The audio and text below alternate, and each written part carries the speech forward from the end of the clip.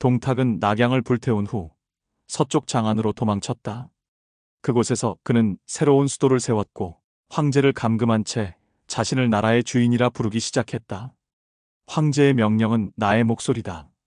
나를 거스르는 자는 하늘을 거스르는 자다. 그의 폭정은 더욱 심해졌다. 그를 따르던 자들도 이제는 눈치를 보고 침묵했다. 하지만 그의 곁에는 여전히 한 사내가 있었다. 붉은 갑옷의 장수 여포. 동탁은 그를 아들처럼 믿었고 여포는 그의 곁에서 피를 흘리며 싸웠다. 그러나 그들의 관계는 이미 균열이 생기기 시작했다. 동탁은 탐욕에 빠졌고 여포는 점점 그를 경멸했다. 동탁은 여포를 의심했고 여포는 그 의심을 견디지 못했다. 어느 날 밤 조조의 밀사들이 여포에게 은밀한 제안을 했다. 동탁이 황제를 가두고 나라를 망치고 있다. 그를 베라. 그러면 천하가 그대를 영웅이라 부를 것이다. 여포는 며칠 동안 잠을 이루지 못했다. 그는 칼을 잡았다 놓고 다시 잡았다. 그리고 마침내 새벽 장안의 궁궐안. 그는 동탁의 침실로 들어섰다. 너 내 아들이 아니더냐? 아버지이기 전에 괴물이었소. 여포의 창이 번쩍였다. 그날 동탁은 자신의 아들에게 죽었다.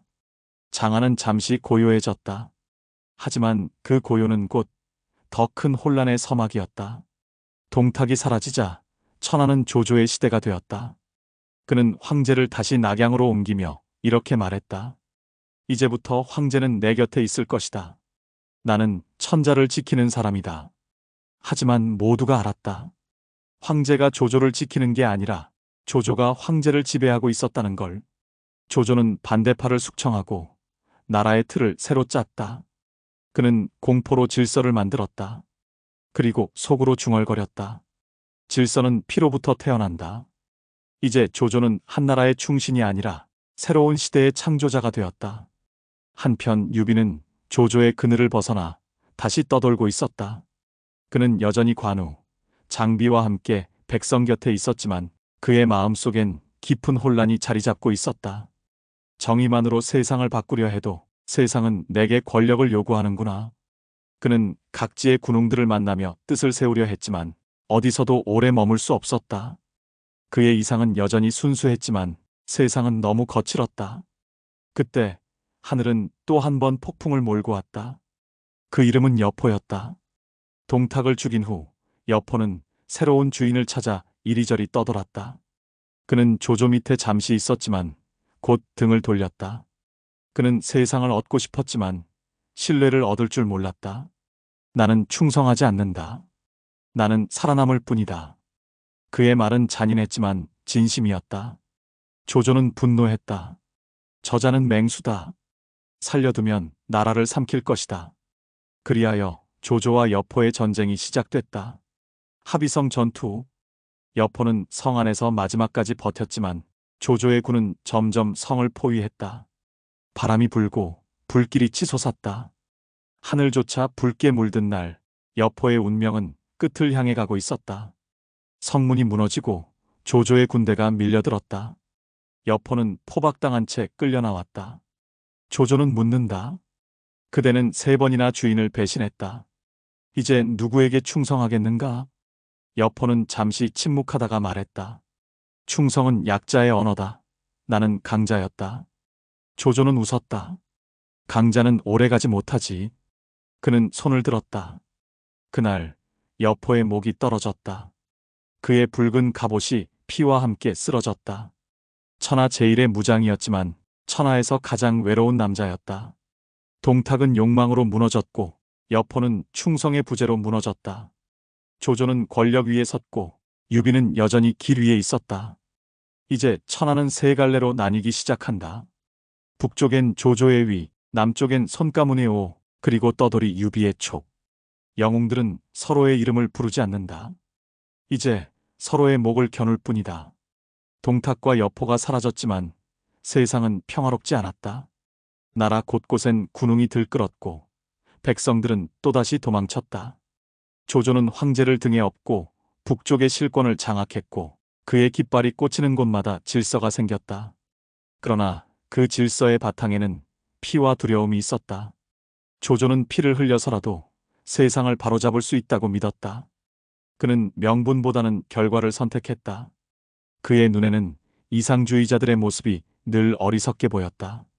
한편 유비는 여전히 떠돌고 있었다. 합의성 전투 이후 그는 백성들과 함께 남쪽으로 내려갔다.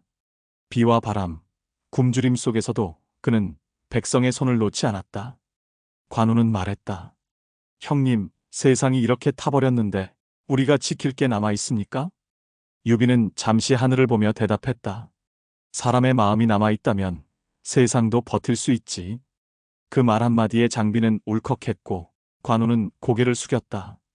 유비는 여전히 이상을 버리지 못하는 사내였다. 그러나 그 이상은 점점 세상과 멀어지고 있었다. 조조는 황제를 낙양에서 허창으로 옮겼다. 그는 자신을 승상이라 부르며 모든 명령을 황제 대신 내렸다. 혼란의 시대에 질서를 세운 자는 폭군이 아니라 구원자다. 그의 군대는 훈련되어 있었고 그의 법은 냉정했다. 도둑은 즉시 참수, 반대자는 재판도 없이 제거됐다. 그러나 그가 만든 질서 속에서 백성들은 다시 밥을 먹고 잠을 잘 수 있었다. 조조는 무서웠지만 세상은 그를 통해 숨을 쉬었다. 시간이 흘러 유비는 조조의 세력권 안에 들어갔다. 조조는 오래전 전장에서 만났던 그를 기억했다. 그는 유비를 불러 술자리를 열었다. 잔을 기울이며 조조가 물었다. 유비, 자네는 아직도 이상을 좇는가? 이상은 사람을 움직이는 불씨요.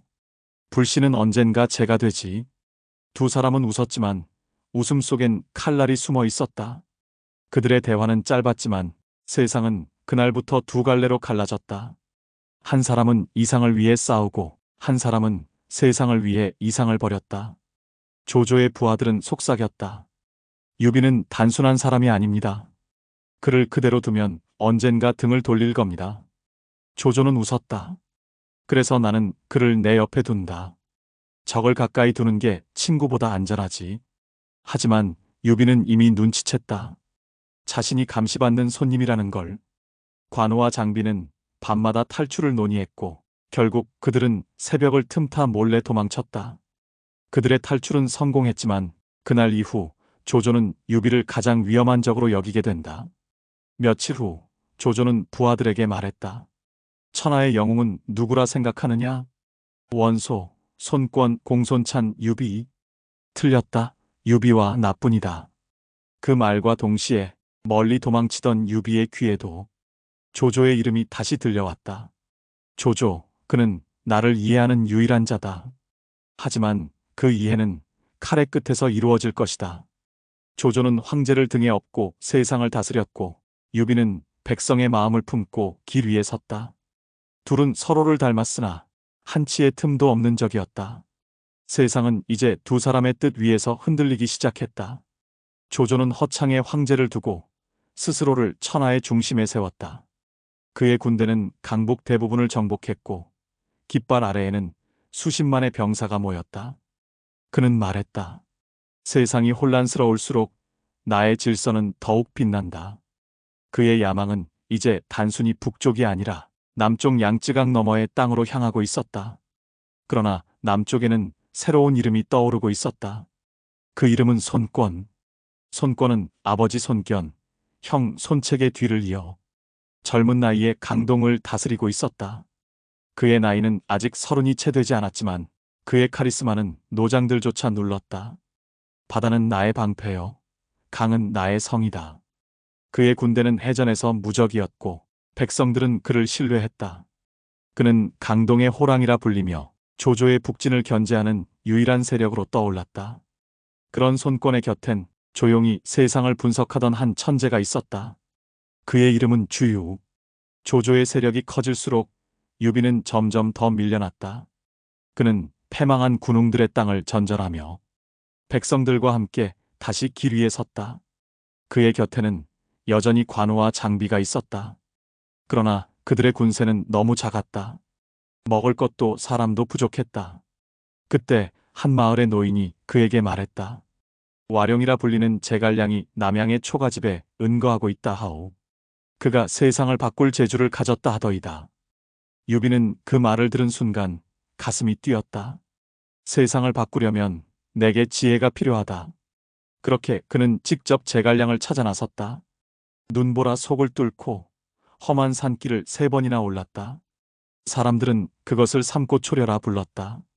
남양의 깊은 산속 초가집 앞에 젊은 사내가 앉아 있었다. 그는 조용히 대나무 부채를 흔들며 말했다. 세상을 바꾸겠다고요? 세상이 그대를 받아줄까요?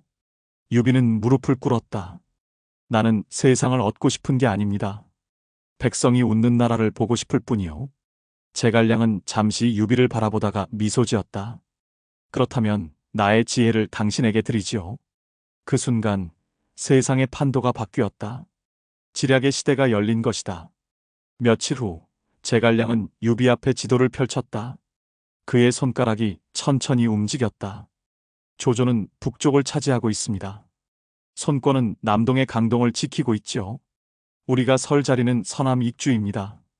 유비가 물었다. 천하를 셋으로 나눈다는 뜻이요? 제갈량이 고개를 끄덕였다. 예. 그것이 하늘이 허락한 균형입니다. 그 균형 속에서 백성을 살릴 수 있지요. 유비는 말없이 그를 바라봤다. 그리고 천천히 고개를 숙였다.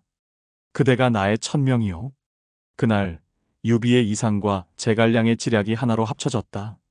세상은 이제 단순한 전쟁이 아닌 계책의 전쟁으로 향하고 있었다.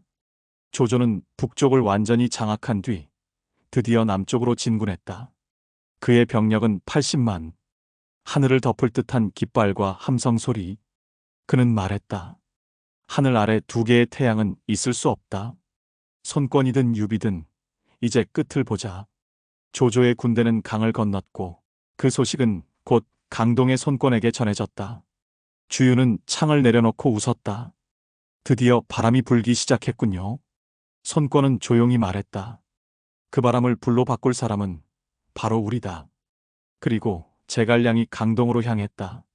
3명의 천재, 조조, 주유, 제갈량. 그들의 만남은 곧 적벽대전의 전조였다. 칼의 시대는 끝나고 머리의 시대가 시작되었다. 조조는 북에서 내려왔고 손권은 강을 지켰으며 유비는 지혜를 얻었다. 3사람의 뜻이 하나의 하늘 아래 모이려 하고 있었다. 그러나 하늘은 언제나 한 사람의 뜻만을 허락하지 않는다. 이제 역사의 불길이 장강 위에서 타오르려 한다. 조조는 북쪽의 모든 땅을 제패하고 이제 마지막 남은 남쪽 강동을 향해 진군했다. 80만 대군이 남아했고 그의 함대는 장강을 덮을 만큼 거대했다. 배마다 횃불이 타올랐고 밤에도 하늘이 붉게 빛났다. 조조는 웃으며 말했다. 하늘 아래 2개의 태양은 없다. 이제 천하는 나의 것이다. 하지만 강 건너편에서 그를 막기 위해 2 천재가 손을 맞잡았다. 손권, 강동의 젊은 군주, 주유, 바다와 바람을 읽는 지략가. 그리고 그들 곁에는 또 한 명, 세상을 뒤집을 천재, 제갈량이 있었다. 손권은 깊은 밤 홀로 강을 바라봤다. 강물 위로 조조의 횃불이 끝없이 이어져 있었다. 그의 신하들은 모두 말렸다. 조조의 군은 80만입니다. 싸워봤자 이길 수 없습니다. 그때 주유가 나섰다. 폐하 싸우지 않으면 강동은 없습니다. 싸워서 이기면 천하가 우리 것입니다. 제갈량이 조용히 덧붙였다. 조조의 군은 크지만 병사들은 북쪽의 말 위에서 싸워왔습니다. 강 위의 바람, 그들에게는 낯선 적이지요. 손권은 잠시 눈을 감았다가 단호히 말했다. 좋다. 싸운다. 조조의 강을 불로 끊겠다. 그날 밤 강동의 군사들이 하나로 일어섰다. 전쟁의 준비가 시작됐다. 제갈량은 강가에서 매일 바람을 관찰했다. 그는 하늘을 보고 새의 움직임을 살피며 중얼거렸다. 바람이 남쪽에서 불어야 하늘이 우리를 돕는다. 주유는 그를 의심했다. 그대는 참 자신이 있군. 제갈량은 웃었다. 하늘의 뜻은 이미 정해졌습니다. 다만 인간이 기다릴 줄 알아야 할 뿐이지요. 며칠 동안 바람은 불지 않았다. 병사들은 초조했고 주유조차 불안해했다. 그러나 제갈량은 묵묵히 하늘만 바라봤다. 그리고 전쟁 전날 밤, 드디어 남쪽에서 바람이 불기 시작했다. 주유의 함대가 조용히 움직였다. 조조의 함대는 강 위에서 사슬로 서로를 묶고 있었다. 그들의 배는 서로 연결된 거대한 성벽 같았다. 그건 편리했지만 동시에 치명적인 함정이었다. 주유가 명령을 내렸다. 이제 불을 붙여라. 화선 수십 척이 불타오르며 바람을 타고 흘러갔다. 그 불길은 순간적으로 조조의 함대를 덮쳤다. 불은 하나의 배에서 다른 배로 옮겨 붙었고 하늘까지 붉게 물들었다. 병사들의 비명, 무너지는 함선, 강 위를 가르며 타오르는 불길의 소리. 조조는 말을 잃었다. 이럴 수가, 이 바람은 누구의 것이냐? 제갈량의 목소리가 멀리서 들렸다. 그건 하늘의 것이오. 그날 장강은 불바다가 되었고 조조의 80만 대군은 불 속에서 무너졌다. 조조는 가까스로 강가로 탈출했다. 비는 내리지 않았고 불길은 멈추지 않았다.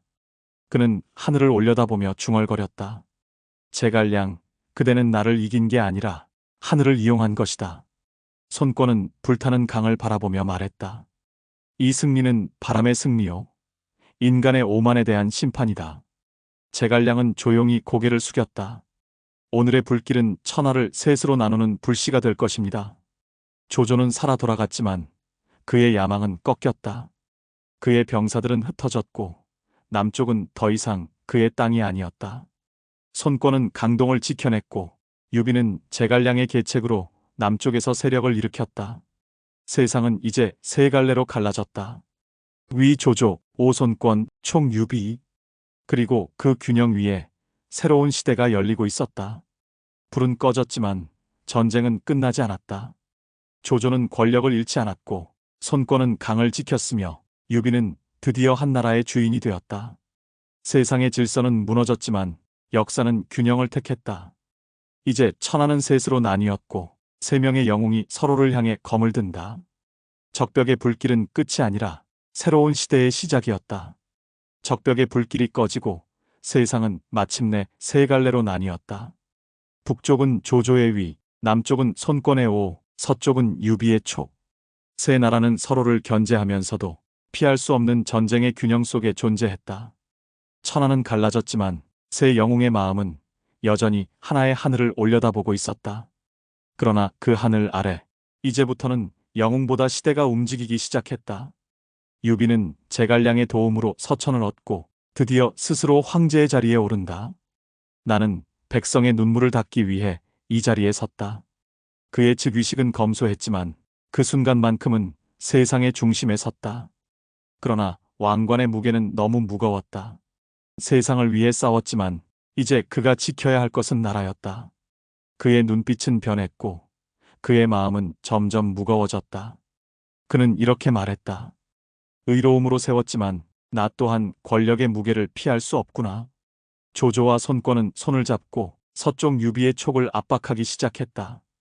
그 과정에서 관우가 손권의 계략에 빠져 강가에서 포위된다. 관우는 마지막까지 싸웠지만 결국 붙잡혔다. 내 머리는 가져가도 나의 혼은 형님 곁에 간다. 그날 의의 상징이던 관우가 죽었다.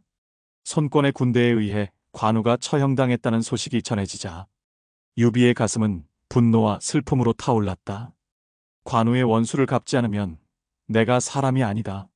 제갈량과 조운이 아무리 만류해도 유비의 결심은 흔들리지 않았다. 그는 대군을 일으켜 오나라 정벌을 선언한다. 장비 또한 분노로 몸을 떨었다. 하지만 그의 성격은 여전히 불같았고 분노는 냉정을 잃게 했다. 그의 부하 장달과 범강은 새벽녘 장비가 잠들어 있을 때 그의 목을 베어 그의 머리를 가지고 손권에게 투항했다. 유비의 출정은 시작도 하기 전에 충격으로 흔들렸다. 장비의 죽음을 들은 유비는 침묵했다. 하늘이 내게 준 형제들이 모두 떠나는구나. 내가 복수를 한다 해도 마음은 비어 있겠지. 이후 유비는 분노를 억누르며 오나라 정벌을 강행한다. 이릉 전투가 시작된 것이다. 하지만 오나라 장수 육소는 노련했다. 유비의 군대가 깊은 산속에 들어서자 육소는 사방에서 불을 질러 그를 포위했다. 거대한 불길 속에서 수많은 병사들이 타 죽었고 유비는 가까스로 살아남아 백제성으로 몸을 피했다. 일흥 전투의 패배 이후 유비는 깊은 후회와 피로, 노환으로 인해 병이 깊어져 백제성에서 눕게 되고 점점 기력을 잃어갔다. 하늘빛이 잿빛으로 흐려진 어느 날 유비는 병상에 누운 채 제갈량을 부른다. 공명, 이제 나는 이만 가야 할 것 같네. 제갈량은 고개를 떨구며 눈시울을 붉혔다. 유비는 어린 아들 유선을 가리키며 조용히 말했다. 내 아들을 도와주게. 그가 어리석으면 그대가 대신 나라를 다스리게. 제갈량은 무릎을 꿇고 울며 대답했다. 폐하, 공명은 죽을 때까지 충성을 다하겠습니다. 창밖으로 흰 안개가 피어오르던 그 새벽, 유비는 조용히 눈을 감았다. 그의 얼굴에는 긴 고난 끝에 평온함이 스며 있었다. 촉한의 초대 황제, 유비는 그렇게 생을 마감했다. 의리를 위해 살았던 사내, 3번의 초려로 인재를 얻고 끝내 그 인재에게 나라를 맡기고 떠났다. 천하를 얻진 못했으나 천하의 마음을 얻은 사내였다. 유비가 떠난 뒤 제갈량은 아들 유선을 섬기며 국정을 모두 맡았다. 그는 병든 몸을 이끌고 나라를 다스리며 끝내 북벌을 결심했다. 조조의 위가 다시 세상을 어지럽히고 있다. 내게 남은 생은 많지 않다. 그러나 하늘이 허락한 길을 걸어야 한다. 그의 전쟁은 지략으로 가득했지만 운명은 냉정했다. 매번 조금의 승리를 거두었으나 세상은 그의 이상을 이기지 못했다. 병사들은 그를 신처럼 따랐고 그는 지쳐가며 마지막을 준비했다. 촉의 북쪽 오장원. 제갈량은 하늘을 바라보며 조용히 앉아 있었다. 그의 손에는 여전히 대나무 부채가 들려 있었다. 하늘은 나를 거두려 하는가. 바람이 멈추고 새들이 울지 않았다. 그는 조용히 눈을 감았다. 그의 천막 앞에는 수천 명의 병사가 무릎을 꿇었다. 그들은 울지 못했다. 그의 존재 자체가 하늘이었기 때문이다. 그날 밤 제갈량은 세상을 떠났다. 그가 남긴 건 승리가 아니라 이상이었다. 조조는 이미 세상을 떠났고 손권은 병으로 권좌를 잃었다. 유비는 전설이 되었고 제갈량은 신화가 되었다. 천하는 여전히 분열되어 있었지만 그들의 이름은 세월보다 오래 남았다. 칼은 녹슬고 성은 무너졌지만 마음은 여전히 살아있었다. 조조는 세상을 다스리려 했고 유비는 세상을 품으려 했으며 제갈량은 세상을 이해하려 했다. 세 사람의 길은 달랐지만 모두 같은 하늘 아래에서 꿈을 꾸었다. 바람이 멈춘 날 그들의 시대는 끝났지만 그들의 이야기는 오늘도 인간의 마음 속에서 계속된다. 영웅들은 사라졌지만 그들의 선택은 여전히 우리의 삶 속에 있다. 이것이 삼국지의 끝이자 또 다른 시작이다. 끝까지 영상을 시청해 주셔서 감사합니다.